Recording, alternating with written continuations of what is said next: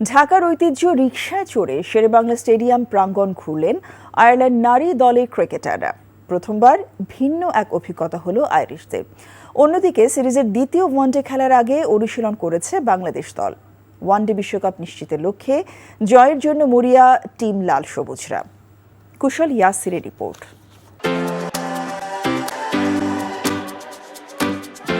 প্রথম রিকশা ও রিকশা চিত্র ইউনেস্কোর অপরিমেয় সাংস্কৃতিক ঐতিহ্য হিসেবে স্বীকৃতি পেয়েছে গত বছর। ম্যাচের আগদিন কোনো প্র্যাকটিস সেশন নেই, তাই সফররত দলটির জন্য বিসিবির পক্ষ থেকে বিশেষ রিকশা ভ্রমণের আয়োজন করা হয়।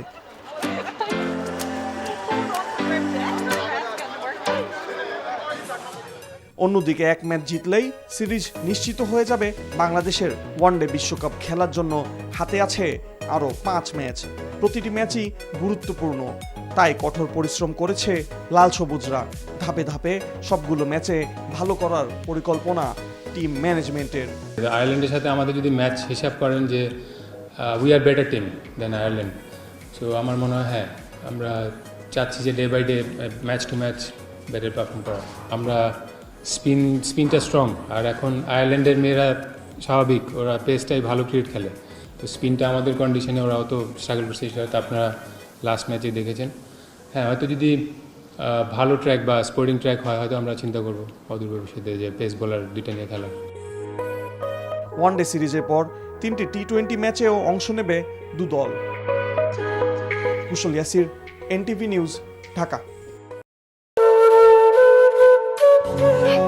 বাজে কথা বলবেন, আপনি কি বলতে চাচ্ছেন? এই চাঁদনি আপনার গায়ে এসে পড়েছে? আজে বাজে লোক কোথাকার। তোমার নাম তো উজান চৌধুরী, কিন্তু আপনি কে? আমারে তোমার চেনার কথা না, তোমার দাদার আমলের মানুষ। আমার নাম সাজপাতি। চাঁদনি, আবার কবে দেখা হবে? আমি ওসমান। তুমি তো দেরি করে এলে কেন? আমি তো এই ফার্স্ট টাইম এখানে এলাম। আমি তোকে অনেক বছর ধরে খুঁজে বেড়াচ্ছি।